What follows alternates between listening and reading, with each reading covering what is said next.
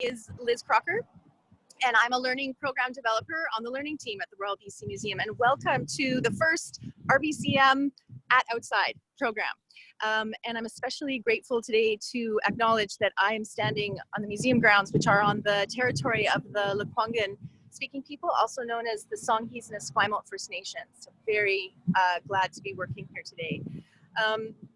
And so usually when we're at the museum, we are inside the building there behind me, the museum, if you've never actually been here. And I'm in there, and my focus is online learning. So I'm usually working on things like we have a learning portal. And if you haven't yet checked out the learning portal, please do. Now's a good time, especially if you're learning and teaching from home. There's all kinds of great resources on there, including videos and even lesson plans and activities, all kinds of things. So check out the learning portal.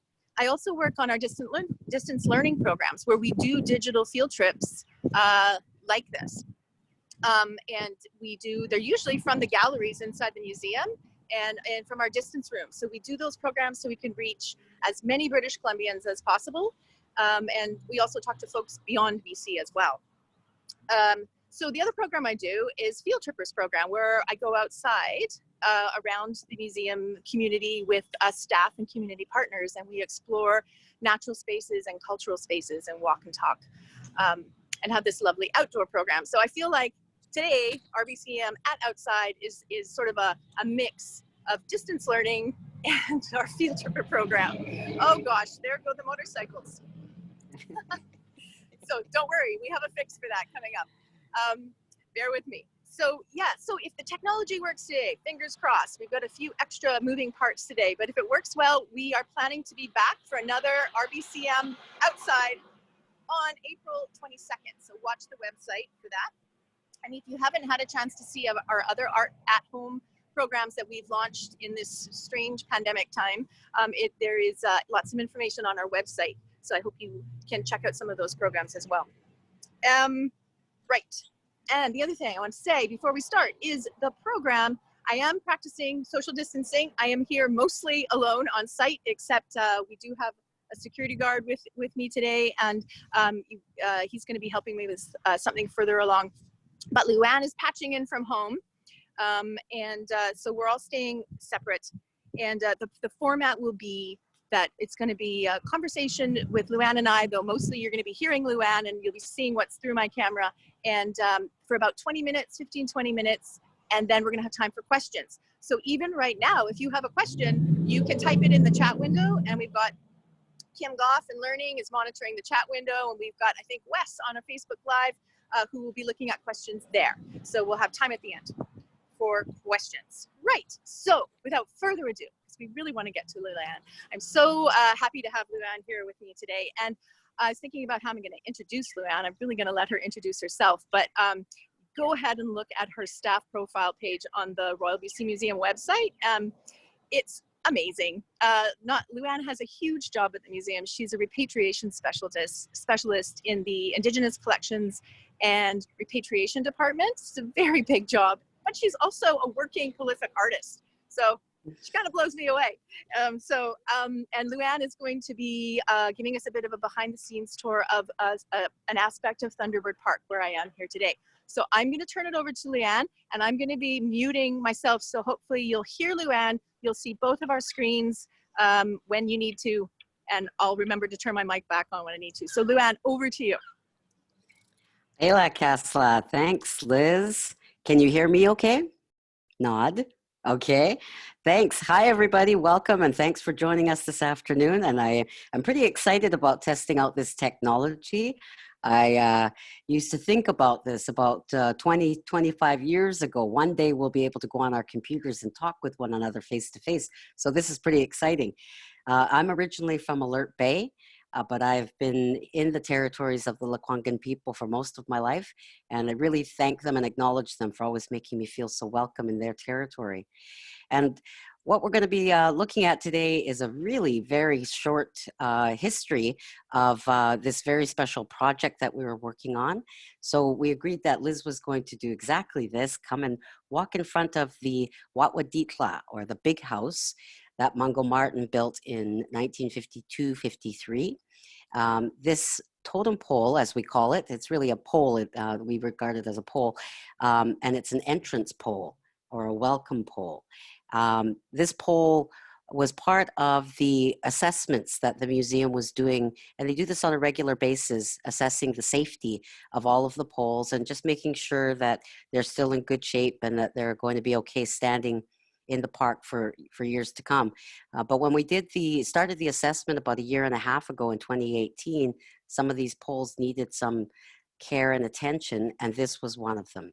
And this pole has been called the heraldic pole because it actually shows the crests of several Kwakwaka'wakw First Nations, and Mungo intended this and wanted to put a pole together like this so that he could represent as many of our people, Kwakwaka'wakw people, as possible. There were originally 24 tribes, and now there's 16, and these crests reflect the histories of several villages.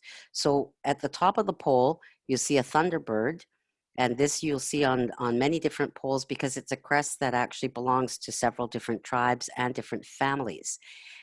Just below that thunderbird is a bear that's, the thunderbird crest comes from the Kwakwaka'wakw people.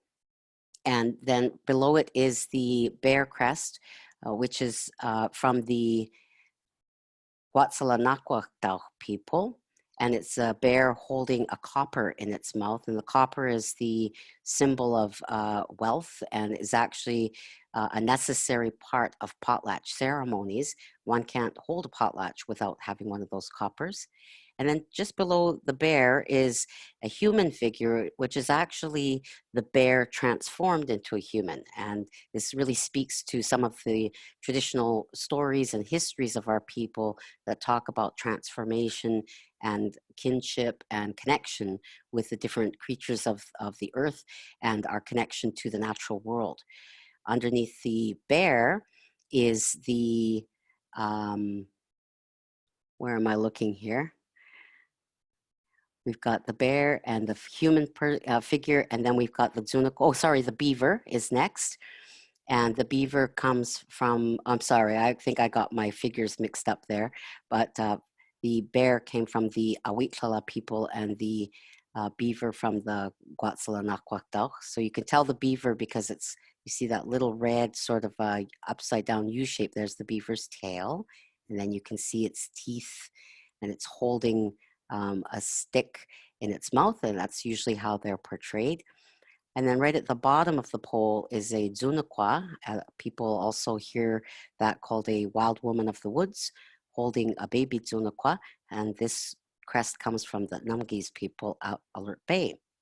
So it's really important that this pole is here in front of the entrance, which you see just over to the left of the pole, because it's to welcome and to signify to all the guests that might come to the house that they are indeed welcomed by all of the people that are represented on this pole. So what we did was, what I'm going to do is I'm going to switch in just a moment to some pictures, to a slideshow, and just walk you through the process that we went through to take this pole and make some repairs to it and then have it repainted. The whole process took about 4 months. We started planning for this back just before Christmas to try to figure out what it would take. And all of this work was done in consultation with Chief David Knox. Now, David is the great-great-grandson of Mungo Martin and now holds Mungo's chieftainship and name. And so it was important in terms of protocol that we talk with David and receive guidance and advice from him on how we could proceed with making sure that the pole was going to be safe for a number of years to come. So let me just see if I can switch to my PowerPoint. Let's see here. Share screen, open that. Oh, where'd it go? There. Now, can somebody give me an idea if we can see that? We see it, Lou-ann. That's Oh, great. that's fantastic. Okay. So just starting here, when we brought the pole down, this would have been in late January. You can see, looking closely at the different elements of the pole, that there's a lot of lichen and algae on the pole. A portion of the beak, you can see in the yellow part there, was starting to decay from the water that was pooling on it. And then if you look further down the pole, you can see lots of different areas that were desperately in need of repair. So Chief David Knox is there standing up to the left in the photo.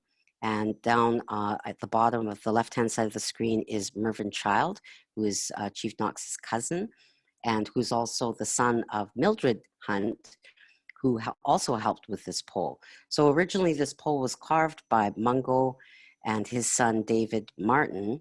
Henry Hunt and Mildred Hunt was there also learning how to carve and becoming a carver herself back in those days.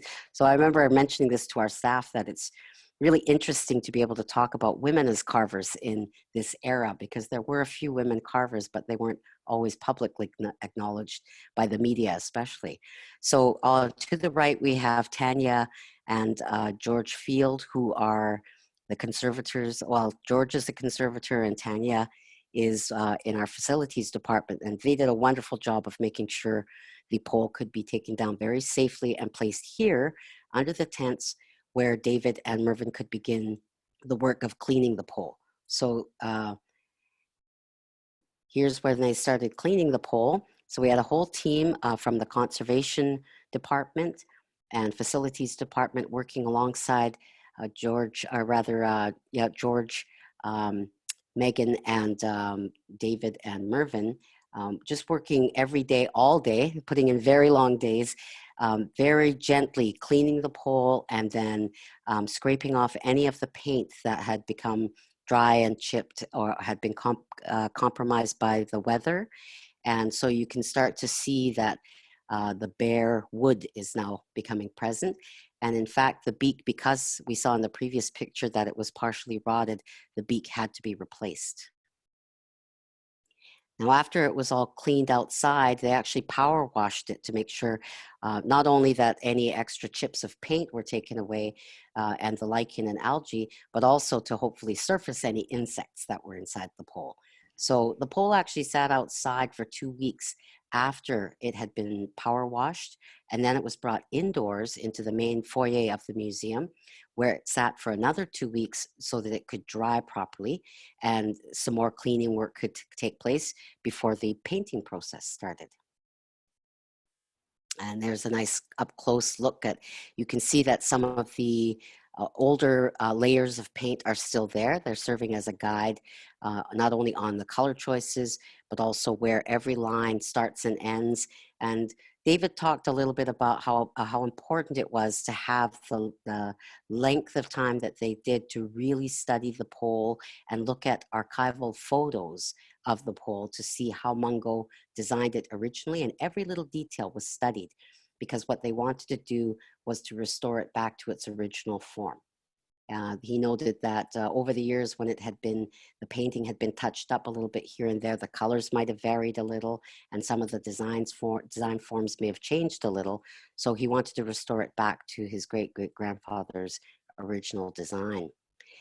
And all throughout the process, we had lots of visitors come by. We very much promoted this project on social media. So we really take our hats off and say thank you to all the public who came down, and even school programs came down and visited and watched the pole being painted and repaired.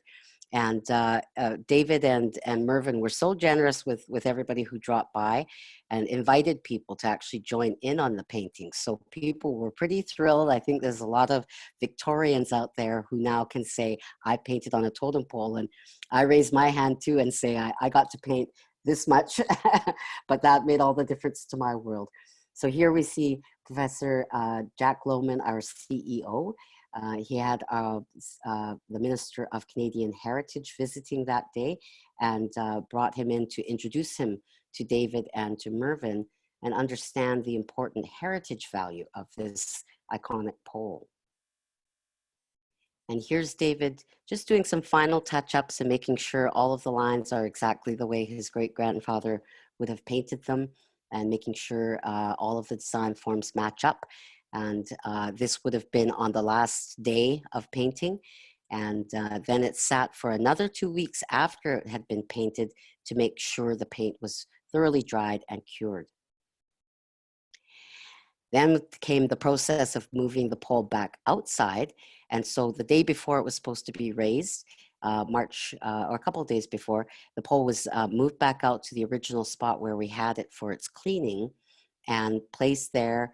And then all of the crew that was working with the crane company and with the facilities department and our conservation department got together and just made a walkthrough to make sure they knew exactly where the pole was going to be braced so that it could be lifted very gently, very carefully, and not compromise the integrity of the pole.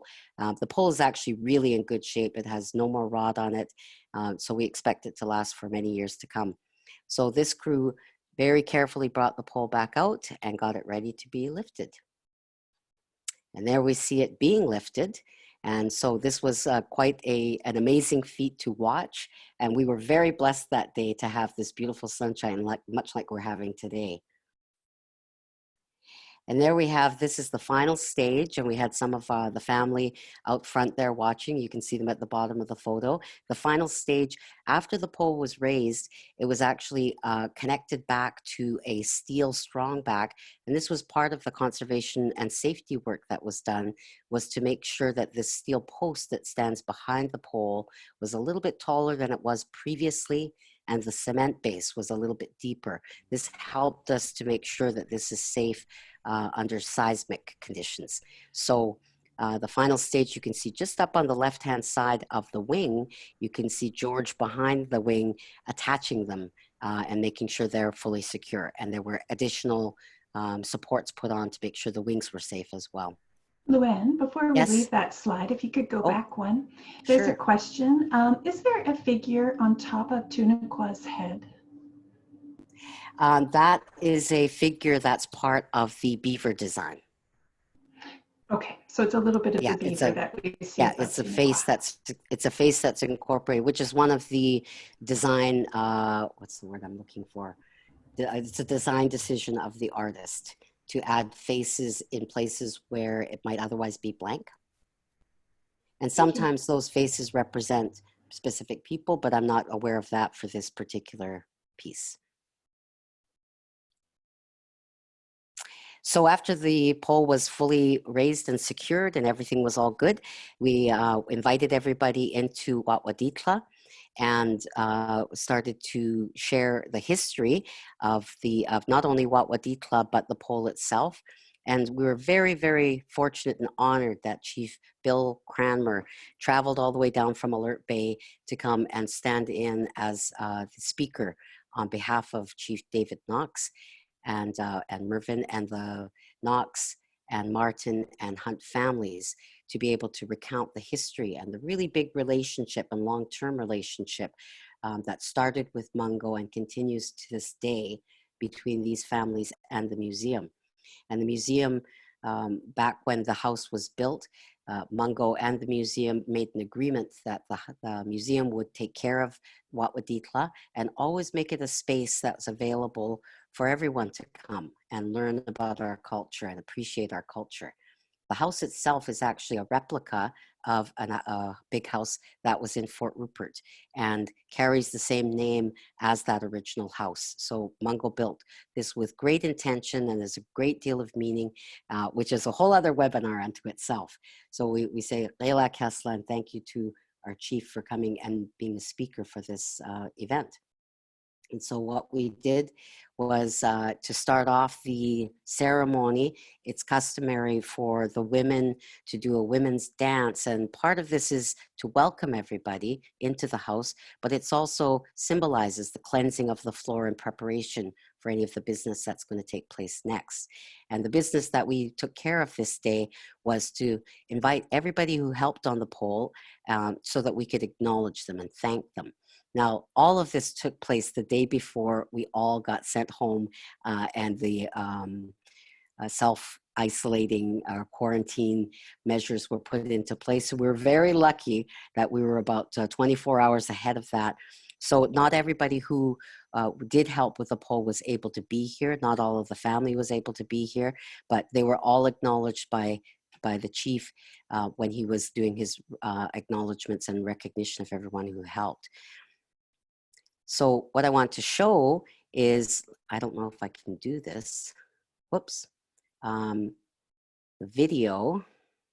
Oh, let's see now. How are we going to do this? I have a link to the video clip of the dancing that took place, one of the celebration dances. I'm just going to try and move this out of the way.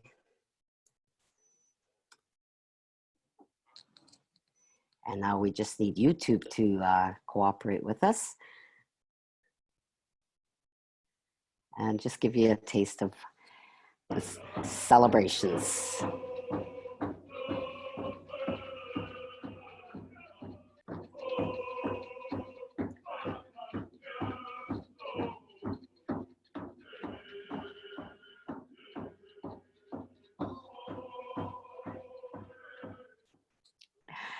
I know that's just too short of a teaser there, but what you will be able to do, I posted a link that I think, Kim, we can make available. Oh, uh-oh, what happened there? Next to Victoria's Royal BC Museum is Thunderbird Park, an impressive collection of First Nation totem poles. I think I just got taken over. There we go, sorry. Well, so that was a nice segue. Oh my goodness. Okay, I think I've lost everybody. It worked from my end. Did it work okay? I could see it, Lou-ann. So have you stopped sharing your screen? Let me just see here. Stop share. There There we go. There we Okay. go. Okay, and then maybe if I can get Kim to put us back on gallery view. So I think maybe you can see I've got the camera on the pole and what was Yes. eaten.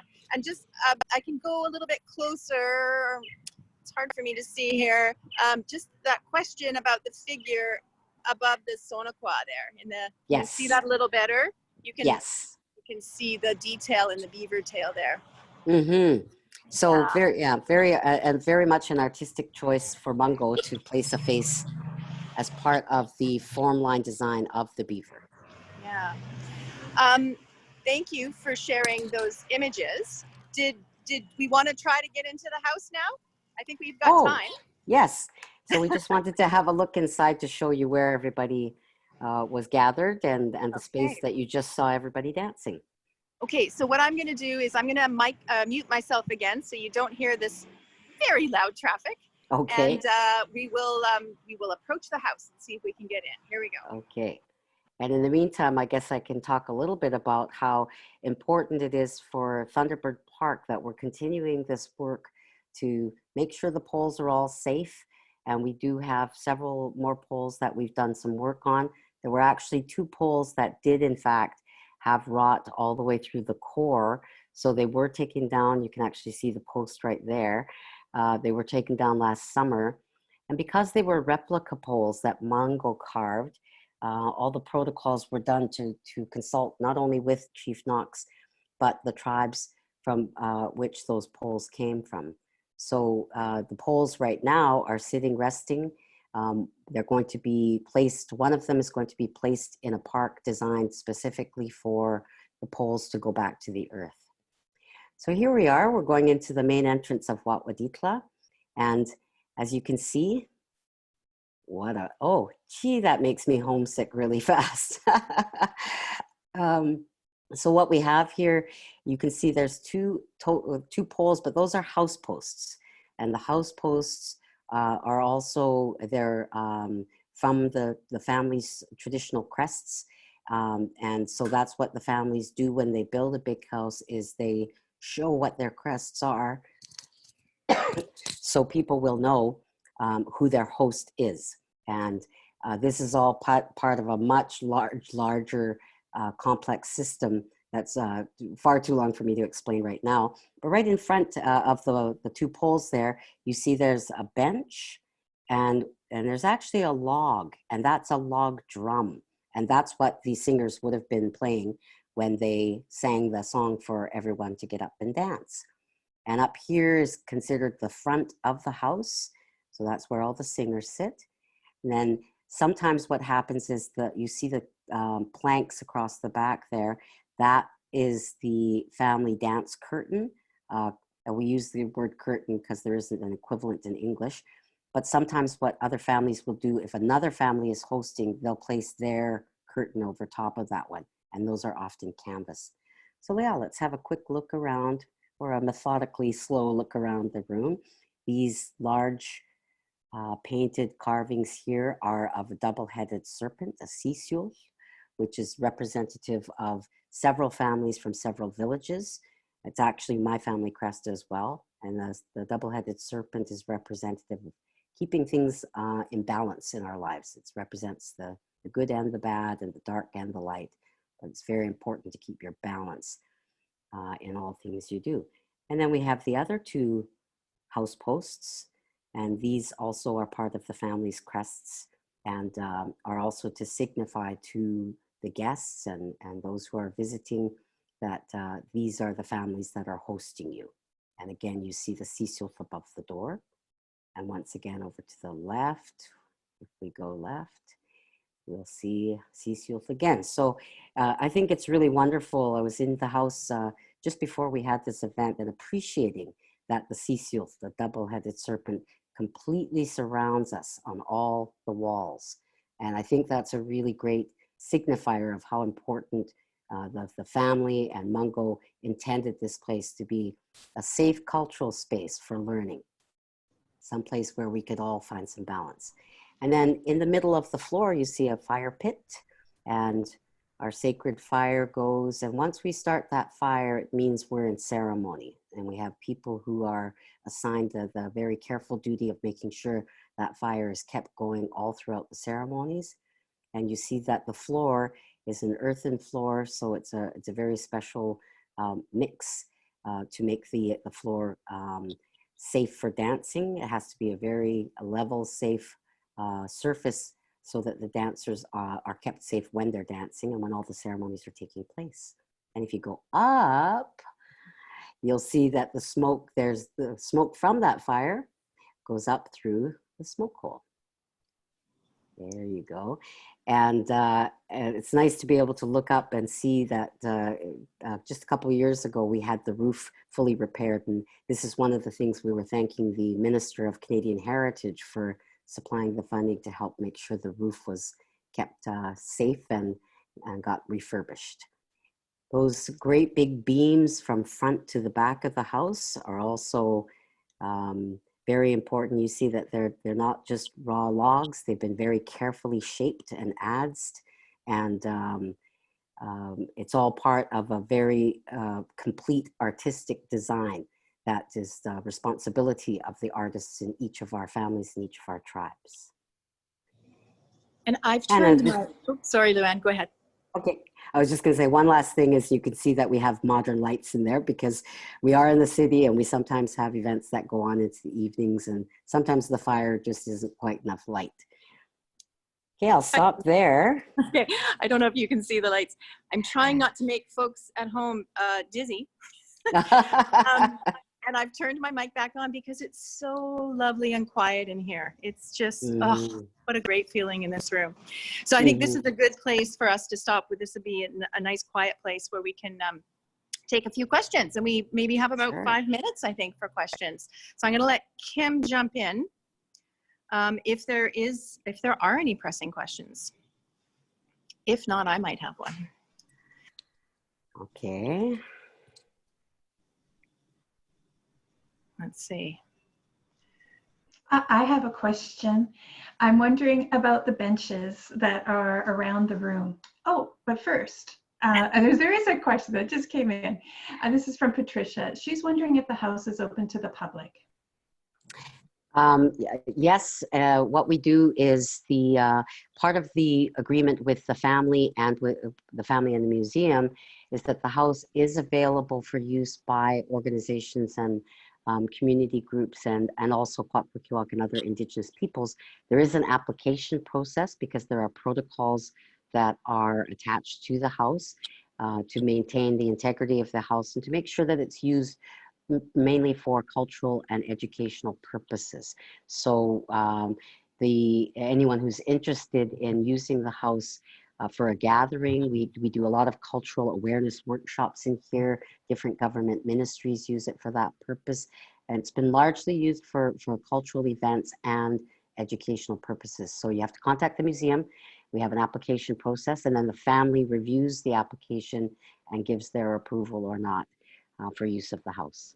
Sometimes in the summer months, we also have the house available. We haven't for the last couple of years because of the repairs that were going on, but we'll also have it available for public tours. Another question here from Chase. How are the poles traditionally cared for? Did they also go through times of being restored? Oh, that's a great question. David actually was talking about that when we were watching him paint the pole, and he said, you know, we were moving with the changes of time and recognizing that they never used to restore poles. A pole would go up, it would live its life, and when it looked like it was going to, whether there was rot or if it was being compromised by the weather, the pole could be taken down and put back to the earth and a new one carved. But poles weren't typically restored. They were allowed to go back to the earth. Lou-ann is wondering why it's called Thunderbird Park.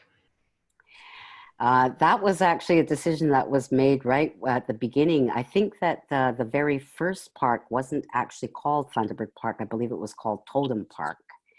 And then somewhere in the 40s, the name changed. I think when the original poles that were put up in Totem Park were the actual original poles collected by the museum, but you know, they were already old poles when they came to Victoria, so they were starting to see weathering and aging really fast, so they were taken down. That's when Mungo was hired to do replicas. So every pole, with the exception of one pole in Thunderbird Park now, is a replica that Mungo carved. And I'd have to look in the history of where the word Thunderbird was decided upon. I see a question about, will there be another webinar for other poles in Thunderbird Park? I sure hope so. We're going to get I'm going to get a little better at this technology. And I hope, you know what I would love is if I was able to go down there and stand by the poles and talk about it. So we'll talk about and it. when we're back, am I muted? No.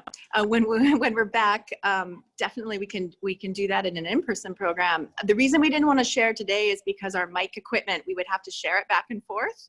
Otherwise, I would love to have you here with me while we're social distancing. Yeah. And yeah, we will definitely make something happen in the future. Maybe time for one more question, and I think then we'll have to end.